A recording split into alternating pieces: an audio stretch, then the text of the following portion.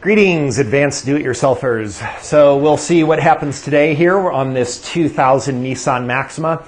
We've actually seen this car in here before. It was, according to my records, 5 months ago that I first saw it for an EGR code.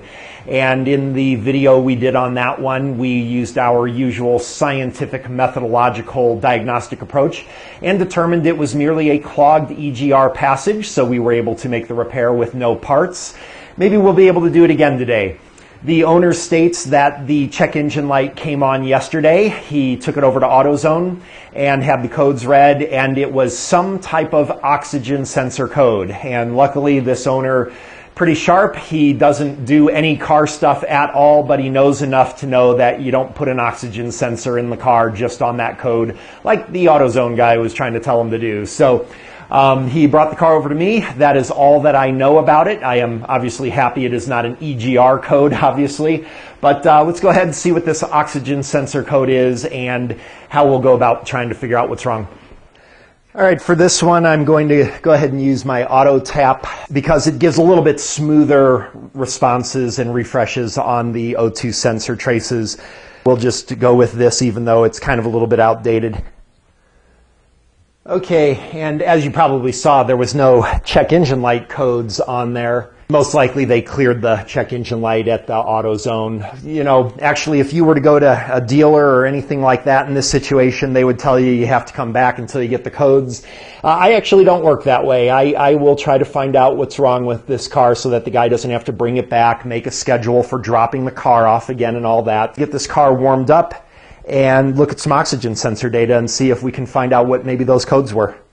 Okay, let's go ahead and see if we can get some oxygen sensors here. Actually kind of noticing here that there doesn't seem to be a O2 sensor, bank 1 sensor 2, there it is. Okay, so that would be the rear sensor. Although this is a V6, I'm not totally convinced that we've got, again, a communication thing is an issue. I believe that this may have one rear oxygen sensor, but I thought it had 2 front oxygen sensors. But either way, I don't think it matters because I think I see, it looks like our problem is with a rear O2 sensor here because the scale shows it having only about 300 millivolts. It looks like it's going to be fixed there. So let me go ahead and adjust the scale on that. You can see that we're fixed really low despite the fact that our front sensor is oscillating. So let's see if I can induce some variables, get a response on that sensor. It'll give me an idea of what some possible trouble codes were. I'll maybe ask the guy if he remembers if I list off some possible trouble codes, if anything springs his memory, and maybe that'll give us pretty good direction to go. But the other thing is I want to make sure that there's not a second, there should be a second oxygen sensor for bank 2 sensor 1, I'm thinking. So I just want to make sure we don't have some issue there. But right now I'm going to go with this. Okay, so what I'm going to do is just go ahead and put some propane just directly into the intake here. That front O2 sensor should go really rich, and it does, and then it should be immediately followed. It takes a second for it to get to the rear O2, and that rear O2 is not budging at all. We've got a dead O2 sensor on this vehicle for the post-cat sensor, no question about it. So let's go ahead and pull that back out. Okay, so there's our lean response, and then of course fuel trim will stabilize it out. Notice no lean response here. This is definitely a dead O2 sensor. Let's go ahead and get the car on jack stands and also see why we're not being able to pull up. We should have a bank 2 sensor 1. I just want to make sure we don't have 2 O2 sensor problems is all, as unlikely as that would be. But let's get the car up in the air and kind of map out what this oxygen sensor thing is. You know, it's possible it also could have a second rear O2 sensor, but I don't believe that's the case. So yeah, let's map this out and get the car on jack stands. All right, so let's take a look here. And okay, so there we can see a oxygen sensor there. Now it looks like for the rear bank, and I know I saw one right there for the front bank. So yeah, we're going to have to recheck the scan tool because we missed an oxygen sensor. And then obviously we've got one oxygen sensor for the post-cat way back there. All right, so we're going to switch over to Auto Ingenuity, which should give a little better communication. You know, this is just my apologies, but that's just one of the kind of frustrations I've just sort of learned to deal with without having professional quality equipment as a do-it-yourselfer. You just simply run into this situation where your communication with your scan tools just isn't very good. Let me go ahead and get this set up. We want our bank 1 and 2 sensor 1s, which we've got there, and then we've got our sensor 2 bank 1 because there's only one rear. So this is a more accurate representation. So let's go ahead, and that's our bank 1 sensor 1. So we'll also want our sensor 1 bank 2, which we haven't tested yet. Give a little throttle here. Okay, so it looks like our bank 1 and bank 2 oxygen sensors are working there. And then, of course, we want to pull up questionable sensor here. Heated O2 sensor 2 bank 1, that would be the rear, and that one's going to be pegged, and it's pegged at about 0.2, and the other sensors are working. So let's go ahead and repeat one more time, but it does look like our only problem is going to be this rear sensor here. Okay, so what we're going to do is I'm going to go ahead and add some propane right into the intake here.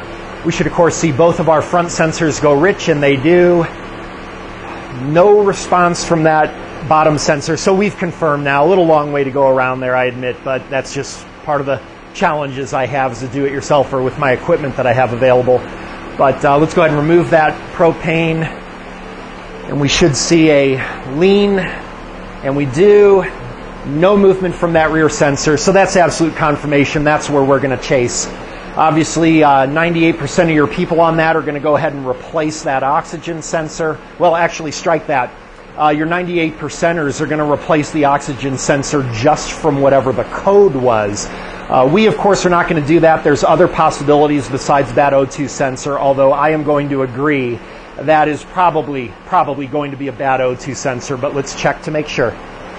All right, a lot of times these O2 sensors here, when you got these plugs up through the passenger cabin, it usually indicates you got a connector under the seat. And I have come to find out the hard way that that is not the case on this vehicle. The connector is not in the passenger compartment, but rather in this channel here. And as a matter of fact, that's going to be kind of a problem, because if we do have a wiring problem instead of an O2 sensor problem, I'm not quite sure, but this wiring is going to go along this channel through here rather than in the passenger cabin, I think, and that may make it a little difficult. So actually, I'm hoping for a bad O2 sensor here. All right, let me see if I can get this thing out of here. All right, we'll see how this camera shot works out, but I've got my multimeter positioned in the screen so we can see what my readings are. Got my connector out at no small expense, by the way, but that'll heal up just fine, especially if we fix this thing. It'll definitely feel better. So let's get this connector out. And what we're going to do is, first of all, let's see if we're getting some... I got to kind of map this out a little bit here. The wiring to the sensor is different than the wiring on the sensor. So let's start here. These black and gray wires, I am quite positive, are going to be the sensor signal. And then we've got two white wires here, which would be the heater. So let's go ahead and verify that. So let me go ahead and let's test this heater. I think first, since I know those are going to be the heater wires, and usually I will look for, just a few ohms here. All right, so let's see. First heater wire is right here, and then the other heater wire is cat-a-corner to it, and I'm looking for about 3 ohms or so, and we got 4 ohms, so that's good. So our heater is intact in the sensor. And just out of curiosity, let's see if we get some volts at 0.3 volts, I think it was, or 0.2 volts that this thing was stuck on. And we're reading hardly anything, but of course, I guess, we've got no heat on the oxygen sensor, no flow, so we're not reading anything there. Doesn't necessarily mean the oxygen sensor is bad. So let's go ahead and test this side now real quick. Now we can map this out with our heater since it goes that way. We've got a red with yellow coming in. That's probably going to be the heater power. And then catacorner to it for the other side is what looks like a purple with blue. All right, so let's set up here. And I do not measure heater voltage. Let me make sure key's on here. All right, the key is definitely on, so that's a little bit concerning here. Let me make sure I got this right, but I'm sure I do. Let's line those up again. Heater and heater, yeah. So let's do this. Let's go ahead and find a ground here somewhere and see if we're missing power or if we're missing a ground.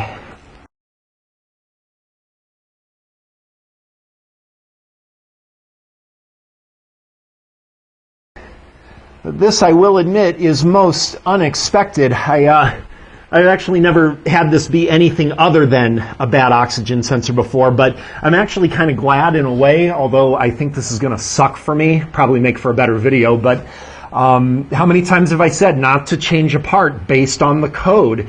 And boy, even off the oxygen sensor trace, I can see where, even some 2%ers might have been fooled on that one, but I do not believe this is going to be a bad oxygen sensor. I believe this is going to be a wiring problem of some sort. All right, so let's see here. Red and yellow, that is probably going to be the power. And it is. So we do have power here. So we have an open ground is what we've got. Let's just test that real quick. Let's put continuity and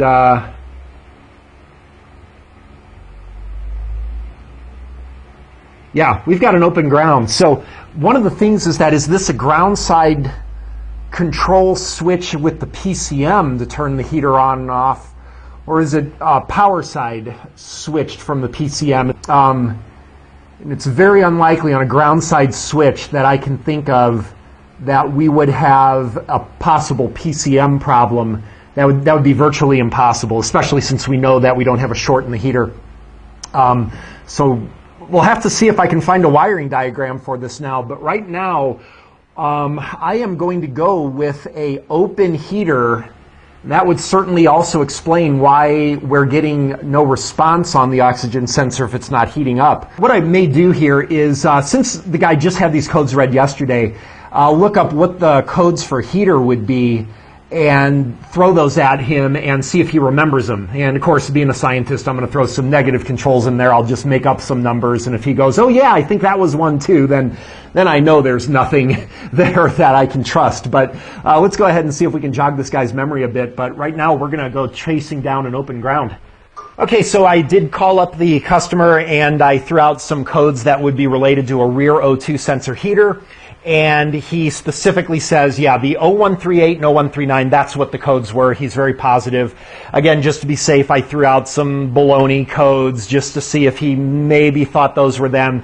He was pretty adamant. These are the codes, and it is congruent with what we have found. So what I want to do is, in chasing this down, one thing is we want to understand what we're doing here, and I know a lot of you guys, like me, electricity is kind of your biggest challenge. So we're going to go over what my thinking is here, chasing this down to make sure we don't short out a computer or something. I just had a viewer do that last month. He shorted out his PCM, ignoring all of my rules that if you don't know what you're doing, don't do this stuff. And we're going to try to clarify on how to not blow up your PCM in trying to chase these wiring problems, because it's very unlikely we have a PCM problem here. We certainly don't want to create one. But basically my thinking on this, and I'll have to look up the wiring diagrams, which I've yet to find a wiring diagram that's accurate online, but we'll see. There's two possible ways that this is going to happen. You're going to either start from your battery positive, and you're going to go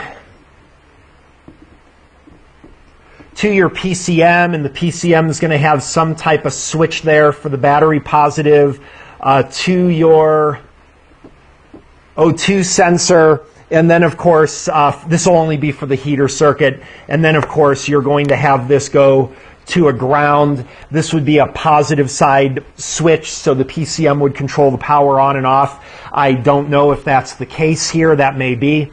Your other possibility that you would have would be coming from the positive to the O2 sensor, and then your ground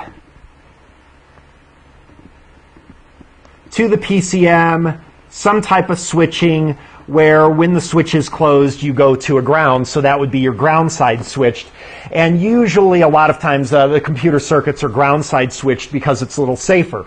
The reason being, if you think about it, see, the one thing you don't want to have happen, and this is the most important thing, you do not want to have a power put to ground without a load in between, especially when it's PCM controlled. So in other words, if we get, say, a short circuit here, then the problem is we're going, well, actually I should put that as black. If we ground this out directly from power without any load in between, and that switch in the PCM is closed, we're going to fry that PCM because you are grounding out a 12-volt power source with no load in between. You can see where that's not nearly as much of an issue here. Basically, we're going to have a fuse here, so if we ground it out here, we would just blow a fuse, and that would be just fine.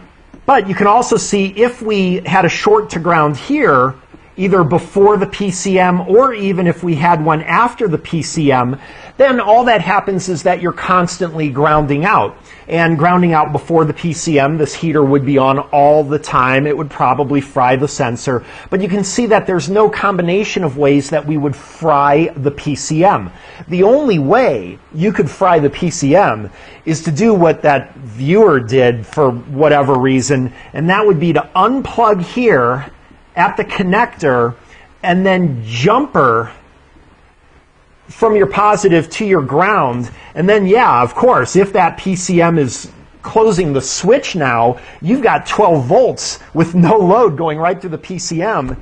And I'm not even sure why you would do that. I don't know what the guy was thinking. But what we want to do is make sure that we understand what our system is here so that when we go poking around at a possible open wire or something, that we don't have any chance of screwing this up. Now, since I can read 12 volts at the sensor, I believe we've got good integrity with the PCM, obviously good wiring, no shorts to ground, otherwise I wouldn't see 12 volts.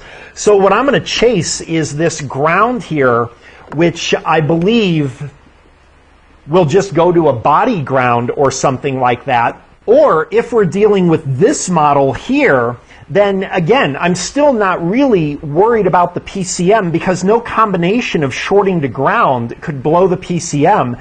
And I would basically be chasing either an open here or an open here from the PCM to ground, so that either we've got an open before it closes the switch or after the PCM closes the switch there's an open. So I'm not quite sure which of these systems we're dealing with it yet, but you can see the importance of understanding so that when we've got this connector unplugged, we don't accidentally ground the 12-volt source directly to a ground, because otherwise we would, in this model, fry the PCM. So we're going to have to check on that. So my main strategy I like to use for looking at grounds, because usually I have a hard time getting good wiring diagrams, is I like to follow up to the next connector and then disconnect that connector, look for continuity. I can tell if the open with that ground is between the oxygen sensor and the connector, or if I need to move down the chain. So I did look online a little bit and I found something that is both helpful and not helpful. And I found that right in the front of the engine, the rear O2 sensor connects right here before it goes back into the PCM. So we're going to go ahead and look there, and it is going to be disappointing because I already did that. So here's our front of the engine, and our connector would be on this peg right here. You can see it is clearly not. So once again, you cannot rely on the internet for anything useful. That would have been superb. So I'll have to fall on another strategy. And that strategy is looking at a wiring diagram that I found, so I will know which of my two models we are dealing with. And actually, I don't even think my wire colors match here. So I'm not even sure, again, as usual, that this is the right wiring diagram. It looks like we've got a power side switched here for the oxygen sensor. And that is actually a little bit surprising. But we've got, so we're going to be chasing an open ground, it looks like, to the body. These down here, I believe, are going to be body grounds. And as a matter of fact, I need to look up and see if I can find something about that. All right, so I've got a body ground distribution, and we've got F42 is an engine ground. And then, oh, I lost the page somewhere, but it actually showed where that ground location is. And according to the ground location document that I found, that ground is going to end up right here, and I can see that we've got what appears to be good integrity with these grounds, so I don't believe the ground itself is faulty. We also would have other things sharing this ground. So our open ground on that O2 sensor is going to be somewhere between here and the O2 sensor. And I'm thinking one way we could do this is with the wire tracer, the Power Probe wire tracer tool that I've used before. That'd be one way of doing it. The other way is, while my connector location wasn't very helpful there still has to be another connector. So I may go under the vehicle again and see if I can find another connector for that O2 sensor and maybe narrow down our tracing there, because I really don't want to have to try to follow these all the way through the engine compartment. I don't think that's going to be very easy to do. All right, so what I'm going to do is see if my signal tracker will help here. So what I'm going to do is go through that open ground and put my tracker on, and we can see it's reading open circuit there. And then this will send a signal through there that I can pick up with a remote sensor. But I tried following this cable, and it seems like it maybe goes into the passenger compartment. And oh wow, look, open ground strap here and to the exhaust. I doubt that that's going to work for the oxygen sensor, but I've actually got another idea anyway that we're going to maybe do later. But I cannot follow where this cable leads. It goes up under this cross member and just disappears and doesn't seem to come out anywhere. I wonder if it goes directly to the PCM, and in that case maybe my wiring diagram is inaccurate, but which wouldn't be surprising. All right, so the first thing I want to do is rule out the obvious and make sure that this isn't just a bad connector here, and it's not. That would be one of the first places I usually look, is a loose wire in the connector. And it is not. We've got signal up, but then I can't pick it up through metal. So what we're going to do is go up top and see if we can find where this leads out to. Okay, and we've got nothing in our grounds here, which is not surprising, of course. That would be expected. What I'm hoping is maybe I can follow along wherever some wires come in from the back of the engine. And that's a little easier said than done. And if I hear a little beeping on my tracker, well, that was it just turning off because of lack of activity. Let's try that again. All right, and this isn't turning out to be hugely fruitful, but none of the wires coming in from the firewall or anything seem to be able to pick up a signal. And of course, I'm not even sure that this is where the ground ends up. Remember that my source was incorrect about the plug for the rear O2 sensor being in front of the engine, and I just lost signal again here. So I'm not even totally sure that we're chasing down a body ground. As a matter of fact, I'm not even totally sure at this point that we do have a power side switched, as was indicated. Maybe that goes directly to the PCM. I don't know, but I'm definitely having trouble finding it. So what I'm thinking is maybe a different strategy here. Well, at this point, I'm not trusting any of my diagrams or anything, which it's not like I can just go to Mitchell or something and pull up a diagram. It's not nearly like that for me. But I'm going to go ahead with this theory here, although it still won't matter with this one. What my idea is if we consider this, if this is power side switched to the PCM, it makes no difference where this ground wire for the O2 goes. And actually, I take that back. It could if there is some type of sensing on the ground wire that the PCM is using to detect that we have an open. That may be a possibility. In that case, it does matter, I suppose. But the thing is that as far as for operation of the heater and the on-off operation of the heater, it does not matter as long as we have a ground wherever. So what I'm thinking of doing is wherever this open is, I have no idea, but what I'm going to do is just kind of ground out to the body here and make sure that I've got a ground, and that way the O2 sensor should operate, and hopefully with heater control. And if it does, then technically, actually, that's a fix. And certainly I know this guy would be okay with it. It's just rerouting the ground. Now, if we have this design, that's not going to work out so well. I can still force the heater to operate by grounding out here, but then we won't have control of the heater through the PCM because it would be ground side switched. So I still would need to find and repair wherever that open is. But I think what we're going to do is go ahead and do this trick here. Now again, very critical, and I mentioned it, 5 times in the EGR video, and yet somebody still fried their PCM. If you don't know what you're doing, don't do this. And I don't recall anywhere in the EGR video my saying to take a paper clip and to short out the PCM. So maybe I'm wrong about that. If I am, I apologize, and I owe that guy a computer. But I hope you see what we're doing here is completely safe either way. And that's why it was so important that I wanted to find out that there wasn't something that I'm overlooking so that we don't fry this guy's PCM, because the one thing I do know is there's no way around it. This guy does not have a fried PCM, so we don't want to create that. So let's go ahead and create a bypass and then hook up the scan tool and see if that O2 starts working. Okay, so I've reconnected my sensor, and then I want to go to my ground wire. I want to be doubly sure. There's a red with yellow. That is the power I remember. Actually, just to be safe, to make sure, because here is where you can get in trouble. Let me go ahead and measure this, just to make sure that that was indeed my power. I'm positive it was. Never be too careful here, so let's ground that out, and let's see. And there's our 12 volts, so I know that that's the power. So we want to go catacorner from that to our ground.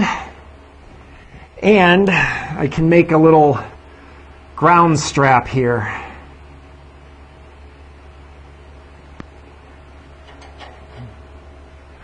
Okay, and now that O2 heater should work. All right, let's get our scan tool connected up again, and so that should be oscillating. That's our front sensor, and sensor 2, bank 1. Let's see if we got any activity. No, it is still dead.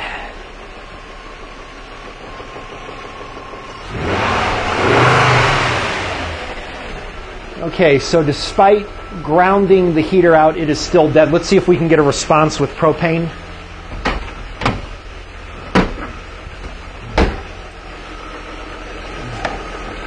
All right, adding propane into the intake. And we still do not have any response whatsoever. So I'm starting to wonder now if this is actually a ground side controlled sensor. Well, if it was, it wouldn't matter because we still would be activating the heater. So we seem to have a problem here. All right, I'm back under the car and I'm set up to detect amperage. I just want to make sure that there is actually amperage going through that heater. So I'm going to connect up to a ground here, and we can see that we've got almost a couple amps. running through there. So that heater is definitely working. It does appear this O2 sensor has its own separate problem besides the heater. We probably do need an O2 sensor on this. Not totally comfortable making that call yet with having the open ground, but then again, if there is an O2 sensor problem here, and for some reason the computer is not completing the ground, in other words, that wiring diagram is incorrect and this is a ground side controlled, I can see where we would be having this issue with a bad O2 sensor. So let's see if we can do something to get that O2 sensor to respond, despite the fact that I know the heater is working. That O2 sensor should be responding, so let's see what I can do. All right, well, we've got ourselves a little bit of a dilemma here. Notice, by the way, the voltage did increase now a little bit with the addition of the heater. So maybe we actually do have a dead O2 sensor and an open heater issue. But at this point, I hate to say it, but I'm actually comfortable putting an O2 sensor in this vehicle, not because of the heater problem, but because of the lack of response here. We are slowly getting an increase, it looks like, here in voltage, but I'm pretty confident that that heater is operating, and by now we should have this thing showing rich. Let's try one more time to see if we can get it to respond rich.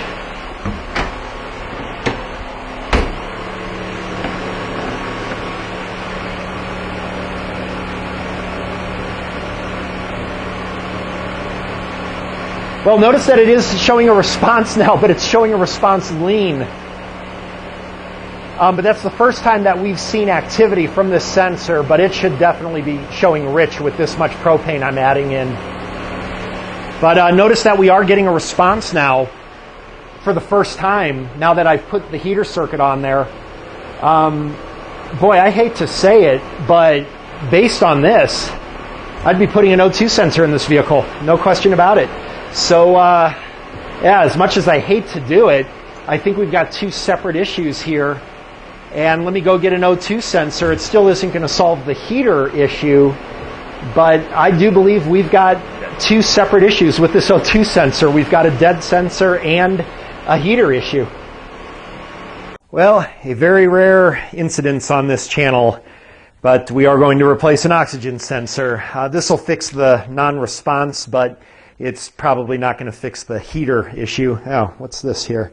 Oh, it's got a repin, so it's kind of a universal thing, so I'll have to repin a connector on this. But anyway, well, whatever the case, I believe what's going to happen is when I put this thing in, we are going to find that it is not going to work unless I short the heater circuit out, because I believe we still have an open in the heater circuit in the car.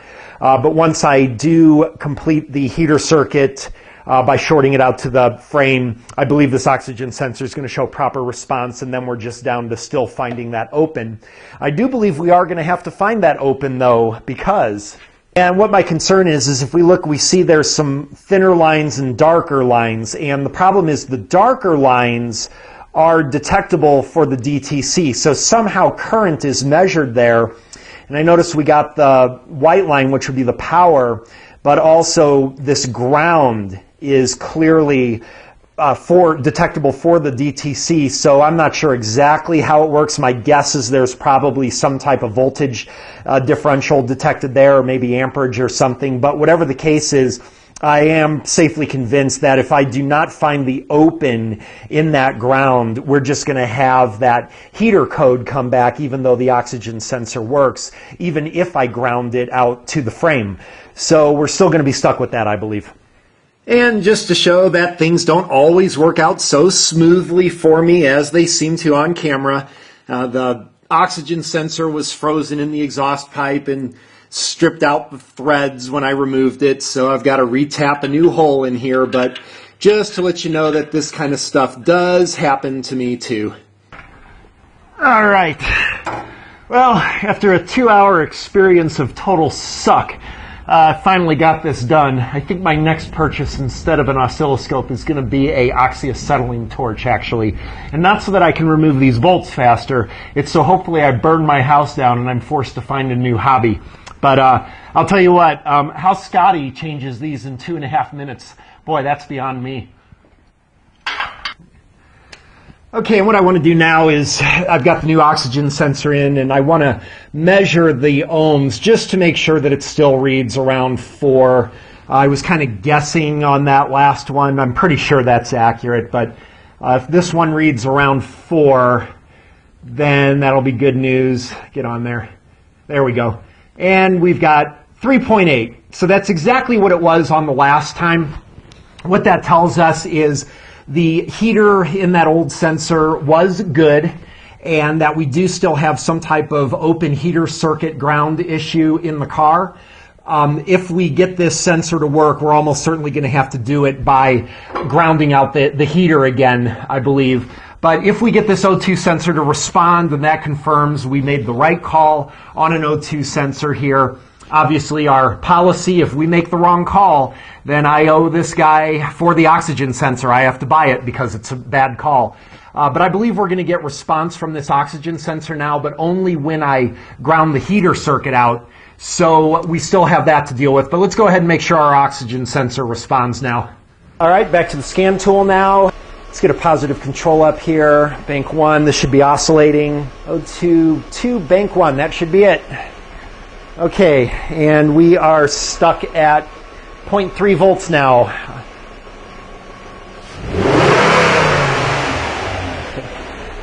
Okay, so let me go ahead, and actually that's higher than it was before, isn't it? Quite a bit.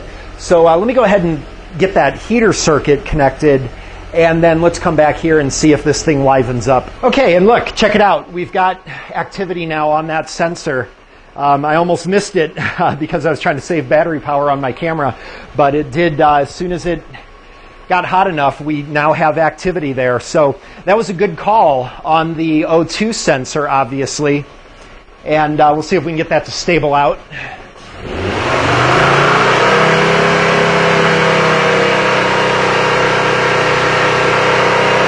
And my guess is this guy's catalytic converter is probably not long for this earth. We've got a lot of superimposing, although at the higher RPM, looks like we held better. Let's go ahead and check that we respond to propane.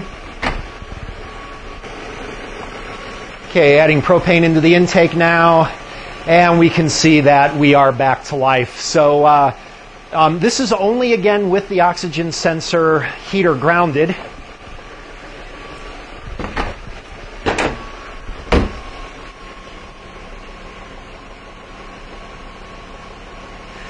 Okay, and then removing the propane, we go lean. So this is a fix for the bad O2 sensor, but we've still got an issue to deal with the heater because, again, I'm bypassing or grounding out the heater circuit. We still have that open to deal with.